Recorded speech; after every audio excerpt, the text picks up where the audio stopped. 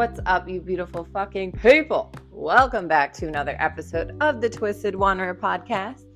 I'm your host, Jack, and today we're going to be talking quite a bit about spinal fusion. I'm going to be answering really awesome questions and just sharing from personal experience with my spinal fusion and scoliosis journey, and I'm so excited for this episode. Can't wait for you guys to hear it, and I'll see you there.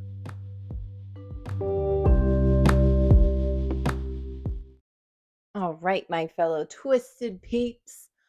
So to kick off this episode, I just want to say, of course, this is all advice from my personal experience, and we're all on our own journey, so take this advice with a grain of salt. And let's get right into it. So the first few questions I want to talk about, this first one is, how long does it take to recover from spinal fusion surgery? And I feel like I have to break this one down in bits, right? Because it's not just, I read this, I really like this word. It's not linear. Like, it's not a straight line to recovery. It's not going to be just, oh, I'm recovered. Everything was smooth. Like, there's going to be a lot of ups and downs in this journey for you after spinal fusion surgery. And oh goodness, I could go on. So let's just see where this goes. But pretty much like fully recovered for me, I didn't feel quote unquote normal until 1 year after my spinal fusion surgery. Now, that doesn't mean that I didn't do things, right? So let's give you guys a timeline. I got my surgery in September of 2016. I got it September 6th of 2016. 2 weeks after my spinal fusion surgery, my grandmother had passed away. I was in a lot of pain. I probably shouldn't have done this to myself, but I went to her funeral and her wake. I got a wheelchair and I was able to, kind of be present, but, the best to my ability. But I was still taking my pain meds at this time, but I did get through it. So that's kind of like, that's like an example of, okay, that's 2 weeks after spinal fusion. I was able to get into a car, right? I was able to go to my grandma's funeral.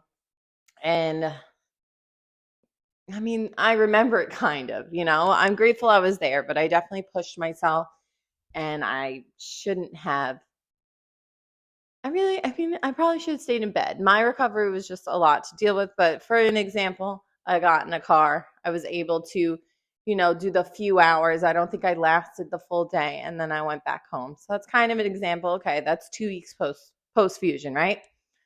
Let's go to a little bit more. Let's go to November of 2016. So in November of 2016, I started to drive again. Driving after surgery is pretty funny. I mean, I'm used to it now, but once you're like really just out of surgery and it's your first time getting behind the wheel again, and for me, I guess it was 2.5 months after, it was a lot. You just really want to kind of prep yourself to just feel like you can't move as quickly as you could before. So I would just recommend be extra careful on the road, because you're not going to have those quick movements that you're used to. Or if you do have them, you might do it too quickly, and that could like really hurt your back. Again, from my experience. But I was able to drive about 2.5 months after surgery. I was able to drive to a 1975 concert with my friend Haley in 2016, and we drove to, I believe it was Mohegan Sun. So I was able to drive from Long Island to Connecticut post-surgery 2.5 months. So hopefully that gives you guys a pretty good timeline of this recovery that we're talking about, right? So let's go to December. December, I got on a plane. So December 2016, my sister and I, we had this tradition that we always go to the Steelers and the Giants games. I'm a Steeler fan. She's a Giant fan. And they play every 4 years. So they happened to be playing that year. And, my young 25-year-old self was like, yeah, let's do this. Now looking back, I'm like, wow, I was crazy. But it just shows you the things you can do after spinal fusion surgery, right? So now I'm in December. I'm on a plane. It's not the most comfortable. Definitely bring things to keep you comfortable on a plane. I've known a little bit more about spinal fusion and my body now compared to what I did then, but definitely get a neck pillow with you, extra pillow for that lumbar spine support, ibuprofen.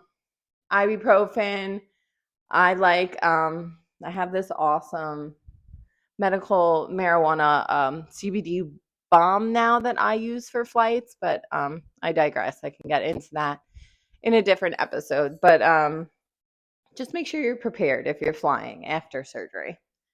So let's see, got out of that house in 2 weeks. I drove at 2.5 months, and I got on a plane at about 3.5 months. So that's pretty cool, right? So that's in December. January comes around. We're making that almost 6-month mark, right? I'm almost getting there. So let's say October, November, December, January. So January, I'm about 4 months post-op. Not much really going on in January. But March, which is when I became 6 months, I moved to Minnesota that year in 2017, 6 months after spinal fusion surgery, got on a plane again. That was a lot. That was my first time kind of like having my own luggage.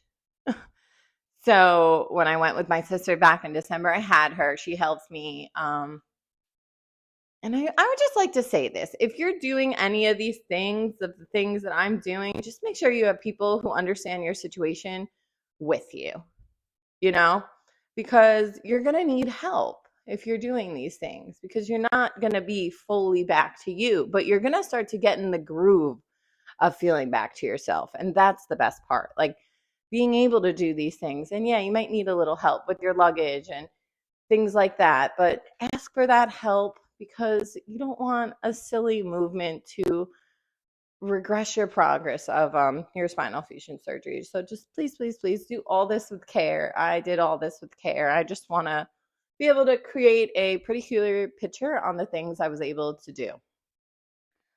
And I guess this kind of ties into it, because I do have a question about this today. It's like, when is too soon for sex after spinal fusion surgery? And I know I talked about this in the sex after spinal fusion episode, but there's so much more I want to go into. So love this question. So too soon, I would say I tried too soon. But my too soon compared to someone else's too soon could be very different. But my too soon lands around the time that I'm moving to Minnesota, right? So I would say in April, so that was about 7 months post-op, I had sex for the first time. But I've also read quite a people saying 3 weeks after spinal fusion surgery, or some people tried it once after 3 weeks and then never did it again until, they felt ready, which is kind of my case. I tried it in April of 2017, and to be quite honest, it really wasn't worth it. I think, like, position wise, to give you guys an example, as a woman, I was not on top. I didn't feel comfortable to be on top yet. But I think, like, looking back, like, probably could be 7 months. It's just, you have to listen to your body and feel your body out and your movements like that.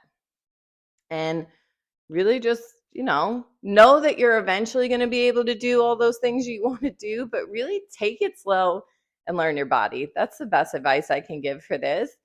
So whether you're the person who wants to try it 3 weeks after, maybe you and your significant other want to try it and feel it out. Like, I didn't have a significant other at this time. So it's like 2 different ways that this can go, right? So If you have a significant other, try it.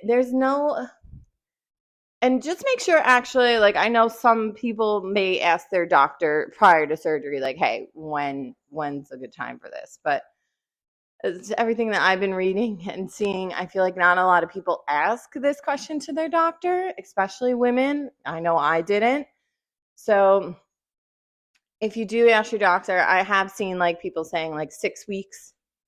So there's a lot out there. I can tell you for myself, I didn't feel comfortable to even try until 7 months. And it looked very boring. Wasn't anything spontaneous or like, well, yeah, just, you guys heard me talk about this. It just wasn't great. I recommend waiting. So that's kind of where we're at 7 months. At 7 months, right now I've taken a plane, I've driven places, I've had sex now. So like I'm starting to get back into the feelings of a 25-year-old woman turning 26, right? My birthday comes in April. So much fun, have a great time. And so now I'm 7 months, and really this is when I really started to feel like Jacqueline again, like Jack again, like starting to get myself back. I eventually would fly again to go to St. Lucia for one of my really, really great family best friends, Shannon. Her wedding was that year. So I flew to St. Lucia. That was harder. That was a longer flight. So definitely, like I said, please make sure that you are prepared for your travels with your new spine, and just bring anything that's going to help you, especially for those longer flights. Like going to St. Lucia was no joke compared to like flying to Pittsburgh from Long Island. It's a way longer flight. So that's my advice there. And then I also just want to really overall with this question, right? How long does it take to recover from spinal fusion surgery? I say a full year. When I hit my year mark, after I hit my year mark, you spent long enough with your new body to understand its likes and its dislikes and your limitations, if there are any. A lot of people with spinal fusion, myself included, I don't really have a lot of limits. I do have limits, but it's not enough to, make me sad or mad or angry. I mean, there's lots of other things that do that.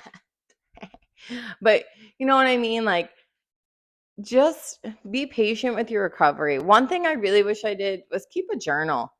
Journal your months and just things that are happening day by day, how you're feeling, because it's just so beneficial to be able to track that. And I really wish I had done that. So for my main end of this answer to this question, sorry if it went on forever, but for me, it was a full year, and that's just that. So that's that question. I kind of also, let's go right into the next one, my friends. Let's see here.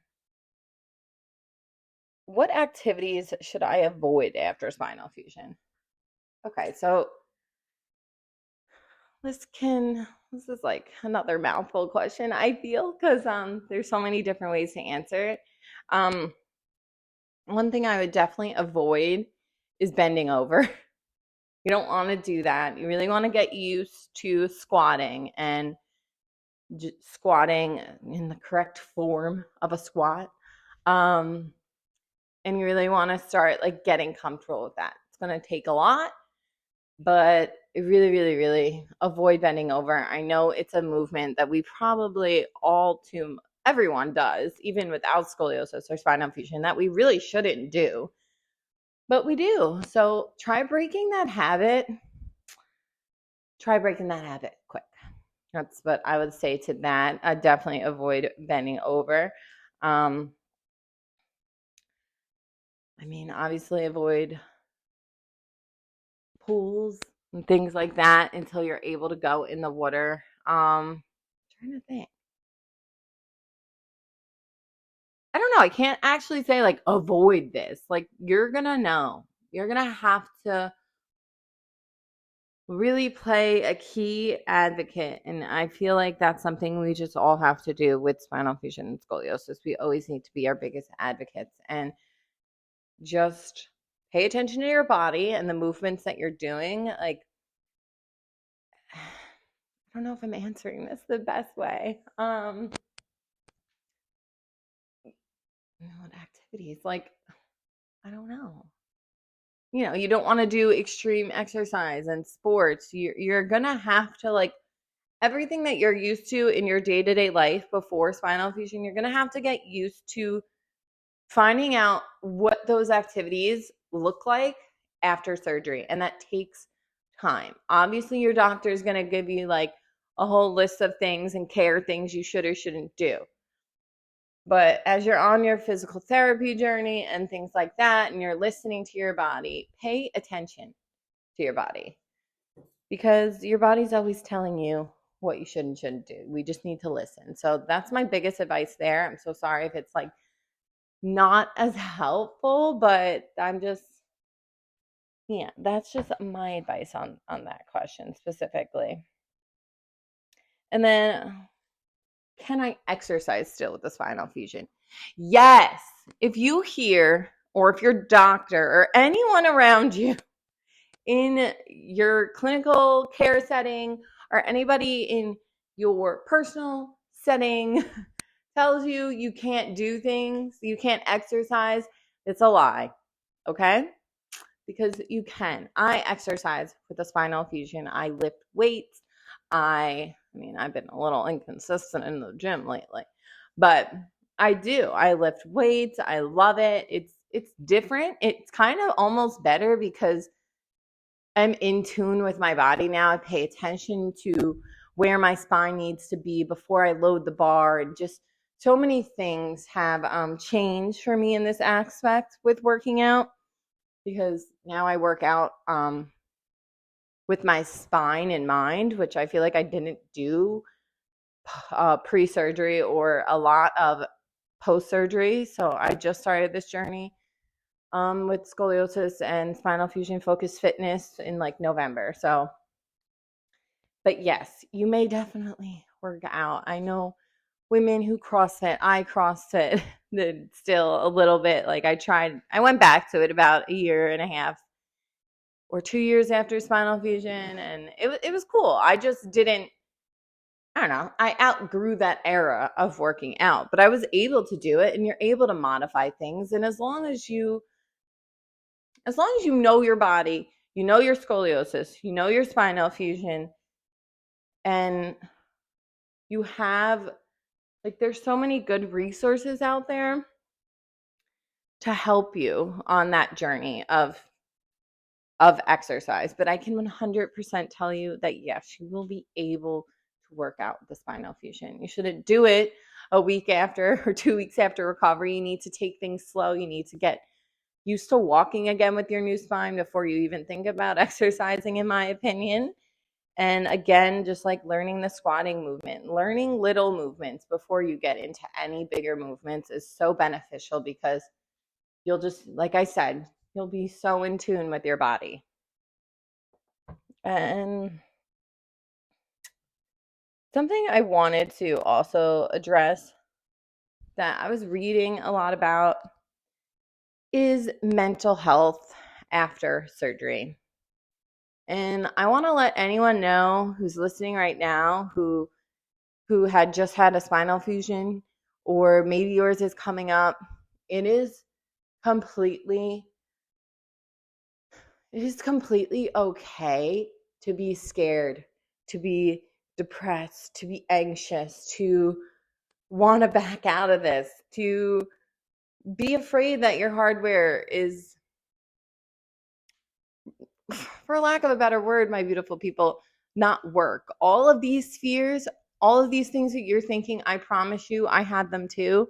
And the journey for better mental health after surgery was a long one for me. So if you're listening, and if you are feeling this and you're feeling heavy and tired and just sad, just know it gets better, and that you have a friend here. please reach out to me. I am here for you. I love doing these podcasts, but like really the most beneficial thing I get from doing these podcasts is just learning and connecting with all of you and hearing your stories and your strength, because you are all so amazing. So please, please, please, if you are suffering with your mental health during or after spinal fusion surgery, you are not alone. It is completely okay. And just do what you need to do to get through this. Talk to someone. I wish I talked to people sooner in life. Talk to someone. Please talk to me. I'm here. You can always message me, Twisted Wanderer, the Twisted Wanderer on Instagram, twistedwanderer418@gmail.com. I'll say that all again at the end, but please, please, please. I'm your twisted friend on this journey, wanderer of life. So, even know if that made sense, but you know that I'm here for you. And please, please just take care of yourself, because you're worth it. And I know it's hard. I know that some days may feel like you just don't want to, that you're tired and I get it. So please keep pushing forward, because you deserve a beautiful life. And if you feel like angry about the situation and things like that, that's okay too. I was pretty angry, so I get it. But my last rant on this, but I really want you guys to know you have someone who, will fight for you and will understand what you're going through and cares about you. So just keep that in mind while you're on your own journey, and just know that you're not alone. The other thing I saw, I don't know if it was a question. I'm pulling up my questions now. The other thing I saw was, when do you know you need a spinal fusion? And that question was like, whoa. And I can only answer it because I knew when for myself. So I will say this. You know that you need a spinal fusion when you truly believe in your heart that you've tried everything else and that this would be the best option for you. And that's the truth. There will be just a moment of paused time, and your gut will tell you, and your mind will tell you, your heart will tell you, and you will have this conversation and this realization within yourself to know, hey, I did the best I could. There's nothing wrong with me because I need this surgery. You're not broken. You just need extra tender, loving care to help you live your best life. And that's how I want to look at my spinal fusion surgery. There's nothing wrong with you. You don't need to be fixed. I'm so tired of seeing that shit in our fucking community. So please just know, you're going to know when the time is. You're going to be in way more pain than you're actually enjoying your life. You're going to be tired and fed up with all the exercises that you've tried and everything that you have done, because I know that you have fought for yourself, because I know we all do. I know every person that I have come into contact with who reaches out to me, who's, hey, I think I'm going to need a spinal fusion surgery. They always, always, always have tried everything to not get there. But unfortunately, some of us get there. Some of us are spinal fusion fucking baddies. And that is what our story in our life brought to us. And that's okay, because I promise you, you're going to get through this. And as long as you're not lying to yourself, and you can look at yourself in the mirror and be like, hey, it's time.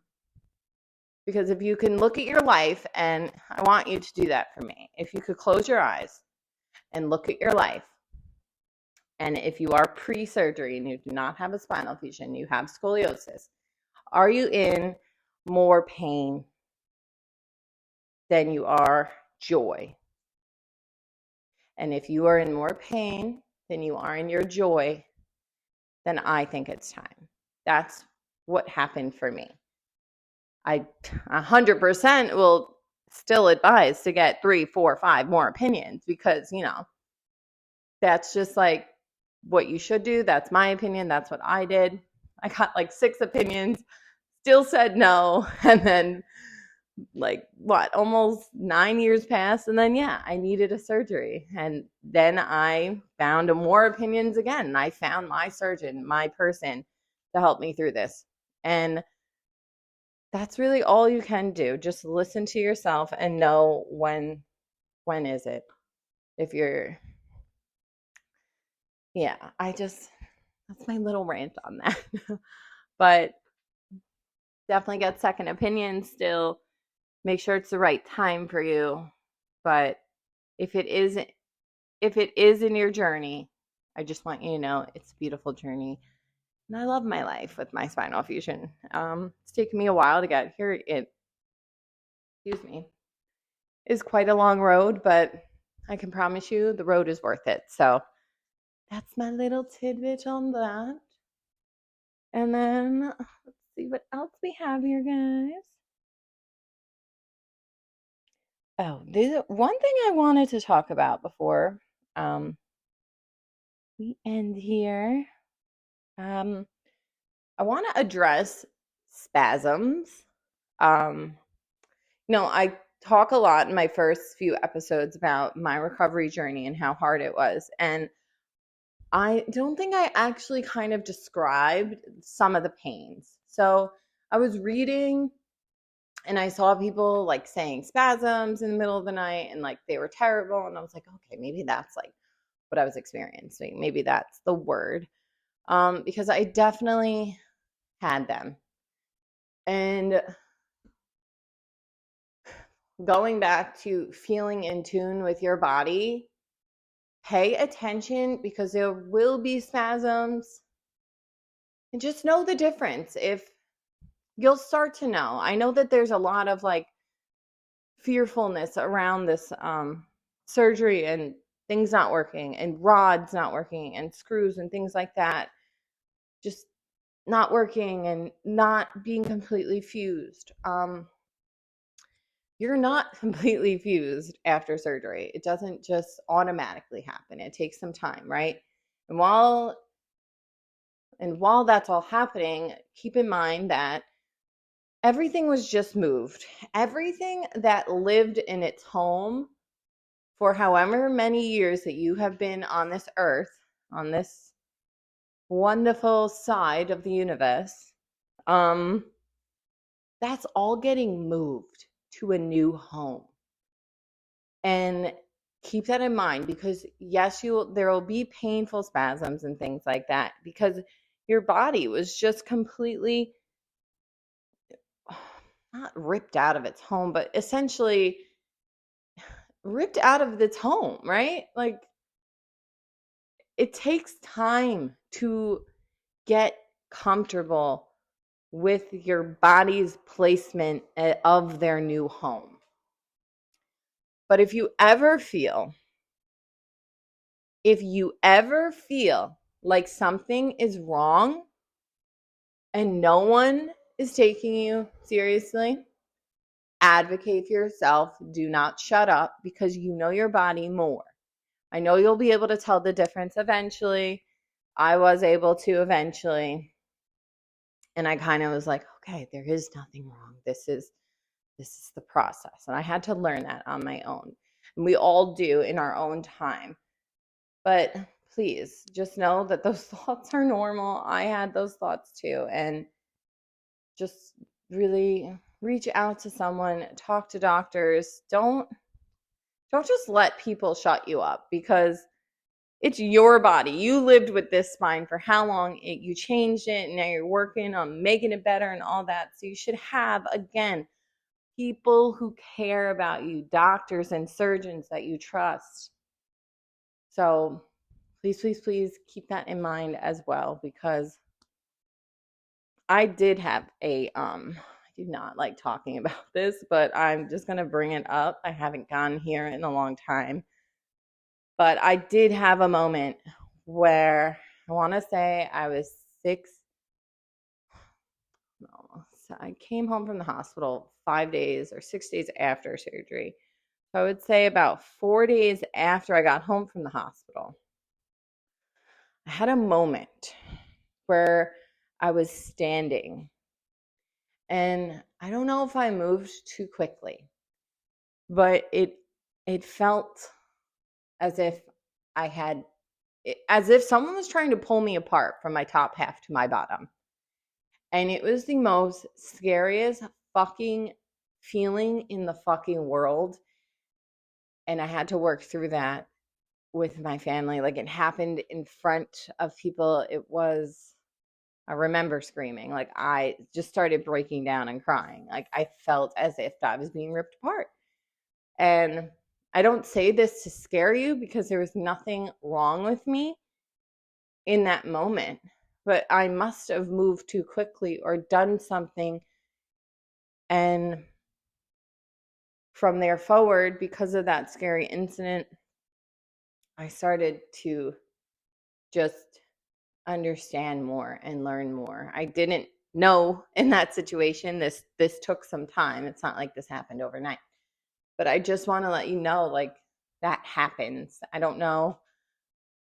I really hate the word normal. I'm just trying to avoid it. I don't know if that's like normal for after surgery, but I know that a lot of things go into surgery, and I know that I was okay because all of my post-ops visits and things like that were all so good and positive. So just because the results are positive and everything looks good doesn't invalidate if you're in pain still. So if you feel that way, go check it out. Don't give up on yourself just because of things you read or what the doctor says. Like, you're the person standing in that body. You're the person living and breathing in this body. So advocate for it, and just know that you have your friend Jack, who's been through all this stuff too, and I get it. So that's just something else I just wanted to touch on a little bit. But yeah, I feel like this episode was so much fun. I feel like I got to answer questions, and I love this episode. But before we end this episode, my beautiful people, I do just want to say that I'm so proud of you. It's not easy to come to this decision and decide that, you're going to have spinal fusion surgery. So I just want to say I'm proud of you, and I'm here to support you on this journey, and I love you guys so much. Yeah, that is my episode for today, guys. You beautiful fucking people. Please, please, please. I'm so excited about this. Go check out the new website, thetwistedwanderer.com. I dropped a new blog yesterday, so please go check that out. And I'm going to be updating a lot more to the website. I'm going to put really cool resources on there, and then quite a few other cool things. So I'm working on stuff for you guys that I feel like will be so beneficial, but please go check out the new website. And I changed my username on Instagram. I'm so excited. I don't need an underscore anymore. I'm just the Twisted Wanderer on Instagram, and TikTok, the Twisted Wanderer. I'm also now on X or Twitter, or whatever you call it, the Twisted Wanderer. YouTube, the Twisted Wanderer channel. And I'm forgetting. Oh, I'm also on Threads, guys. That's a cool app. I feel like it's like really chill. I feel like there's a great community on there. So also on Threads at the Twisted Wanderer. So yeah, guys, please, please, please go like, support, comment, share. I just so excited with the community that we are building here, and I cannot thank you enough for listening in and supporting me. So thank you all so much. I love you all so much, and I'll see you in the next episode. Bye.